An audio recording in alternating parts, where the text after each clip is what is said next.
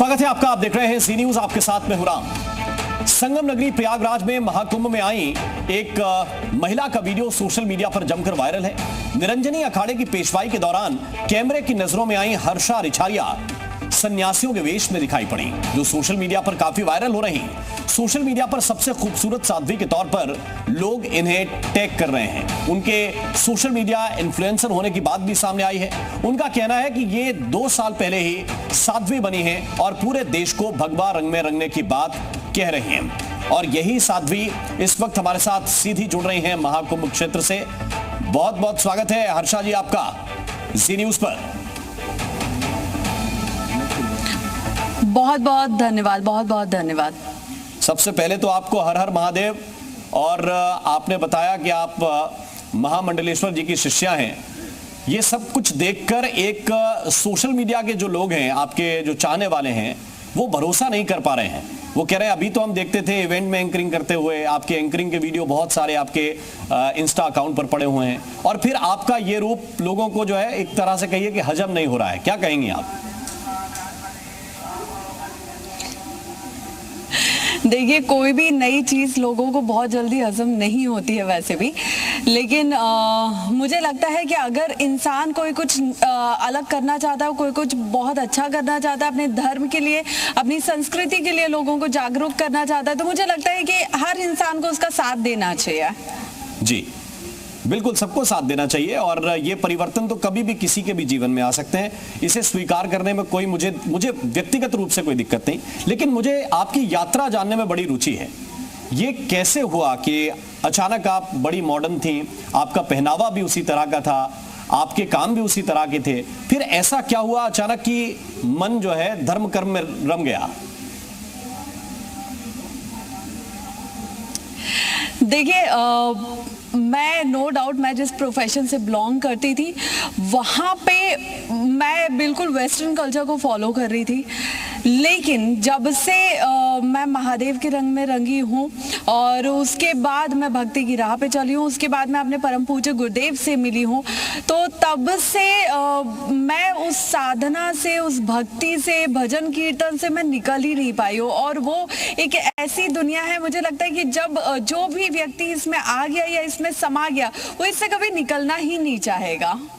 जी, ये बिल्कुल आपने सही कहा। लेकिन मेरा प्रश्न इसी से जुड़ा हुआ था कि ये संतों की संगति कैसे आपको प्राप्त हुई, कैसे पूज्य गुरुदेव तक आप पहुंची, ये यात्रा कैसी है?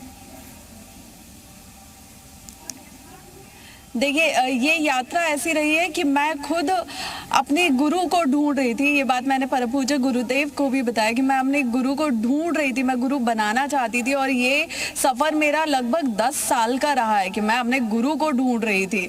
तो उसके बाद मैं केदारनाथ गई और केदारनाथ में मैंने अर्जी लगाई, मैंने महादेव से विनती की, और वहाँ से जो मेरे अंदर की भक्ति महादेव के प्रति जो मैं गई हूँ, उसमें समाई हूँ, महादेव में समाई हूँ, तो वहाँ से फिर मैं आगे बढ़ती गई। और फिर अचानक से मुझे गुरुदेव का सानिध्य प्राप्त हुआ, उनका आशीर्वाद प्राप्त हुआ। उसके बाद जो कहते हैं ना कि मैं जो भटक रही थी इधर से उधर, मुझे एक सही दिशा मेरे गुरुदेव ने दिखाई है। उसके बाद मैं उस दिशा पे चल रही हूँ, बहुत अच्छे से चल रही हूँ। अब 2 तरह की दुनिया आपने व्यक्तिगत रूप से अनुभव की है। एक वो जहाँ पे हंसना खेलना, दूसरे तरह का आनंद है, वेस्टर्न कल्चर वाला आनंद है, जिसमें लोग शराब पी रहे हैं, आनंद कर रहे हैं, बड़े बड़े म्यूजिक पे, हैवी साउंड्स पे डांस कर रहे हैं। और एक दूसरी तरफ यहां भी स्पिरिचुअलिटी का आनंद है। इन दोनों को आप कैसे अलग करके देखते हैं? देखिए, मैं उस प्रोफेशन में होते हुए भी मैं हमेशा उस प्रोफेशन से थोड़ा सा कटी रही, क्योंकि जितने भी लोग मुझे जानते हैं मेरे प्रोफेशन से, वो ये जानते हैं कि मैंने अपनी लाइफ में कभी भी कोई नाइट पार्टी अटेंड नहीं किया। पर्सनली मैंने अपनी लाइफ में, पूरी लाइफ में सिर्फ एक अपनी फ्रेंड की बर्थडे पार्टी अटेंड की है, एक फ्रेंड की शादी अटेंड की है, पूरी लाइफ की मैं बात कर रही हूँ। तो कहीं ना कहीं मैं हमेशा सोशल लाइफ से पर्सनली मैं बहुत दूर रही हूँ कि मुझे वो पसंद नहीं था। लेकिन अब पे जो मैं कर रही हूँ वो मुझे बहुत पसंद है, वो मुझे बहुत सुकून देता है, बहुत मेरी आत्मा को तृप्ति देता है। और वो भजन कीर्तन करना, मंदिरों में रहना, जो आप कह रहे हैं कि साधु संतों का, महंतों का आशीर्वाद प्राप्त करना, तो ये एक ऐसा सुकून है जिससे मैं निकलना ही नहीं चाहती। हर्षा, ये बताइए, परिवार के लोग किस बात में हर्षित होते हैं? आपको उस तरह यहां से लेकर विदेशों में जाके इवेंट्स होस्ट करने में, या फिर भक्ति करने में? परिवार के लोगों का हर्ष किस में छुपा हुआ है?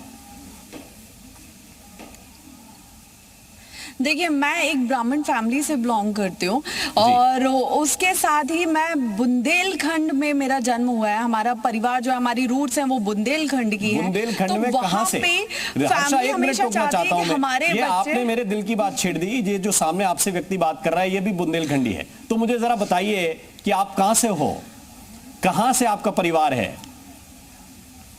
मैं झांसी के पास मऊरानीपुर जी, और थोड़ा सा और आगे बढ़ जाइए तो गुरसराय से ये व्यक्ति है, जिला वही है। तो रिछारिया जी की बिटिया हमें ये बताएगी अच्छा।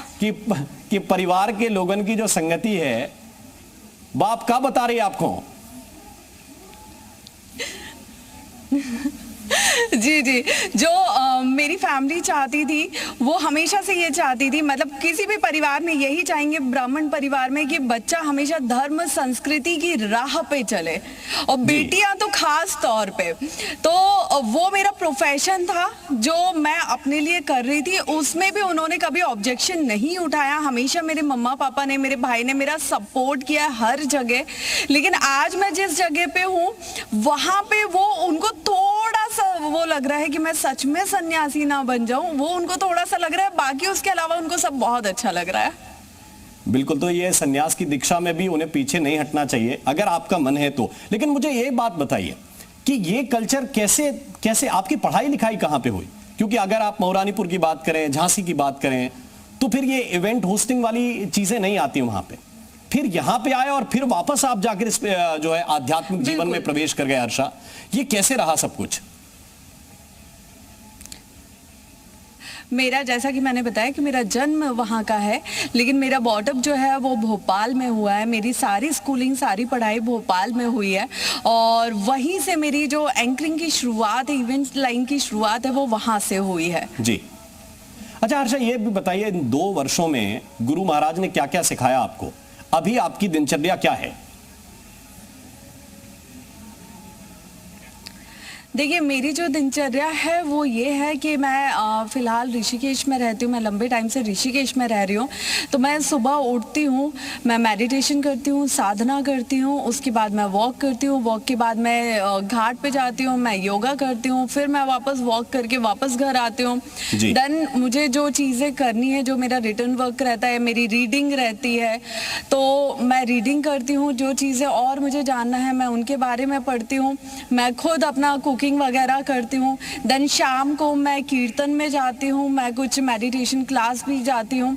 एंड देन उसके बाद वापस से शाम की साधना होती है, मंत्र जाप होता है, पूजा होती है, जो मेरा 1.5-2 घंटे का टाइम ले लेता है। देन उसके बाद मेरी गुड नाइट हो जाती है। अच्छा, कुछ मंत्र जाप आप करती हैं? गुरुदेव ने कोई मंत्र दिया जो आपको सबसे अच्छा लगता हो, जिसमें आप रमती हो? अगर आप हमारे दर्शकों को सुना सकें तो।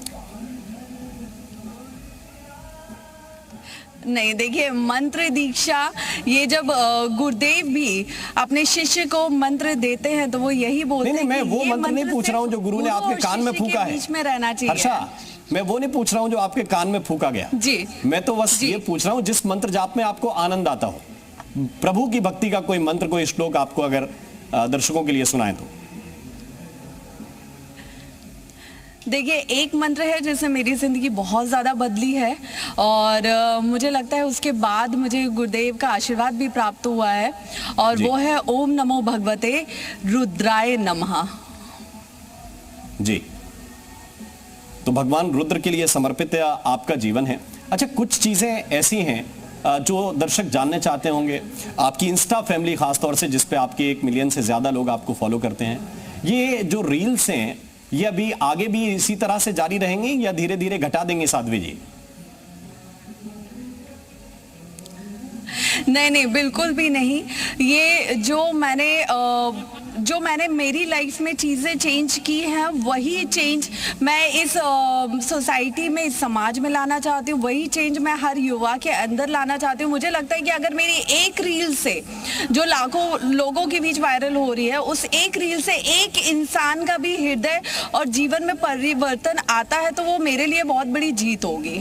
ठीक है, ये भी बताइए, देखिए बहुत से लोग ऐसे होते हैं जो लाइव परिवर्तन करते हैं तो अपना पुराना अकाउंट या तो डिलीट कर देते हैं या उस तरह की चीजों को हटा देते हैं। आपने कुछ भी नहीं बदला है, आपके पुराने भी वीडियोस हैं वो भी हम देख पा रहे हैं उसमें, और नए आध्यात्मिक रूप में तो सब देख ही रहे हैं। ऐसा क्यों आपने चुना?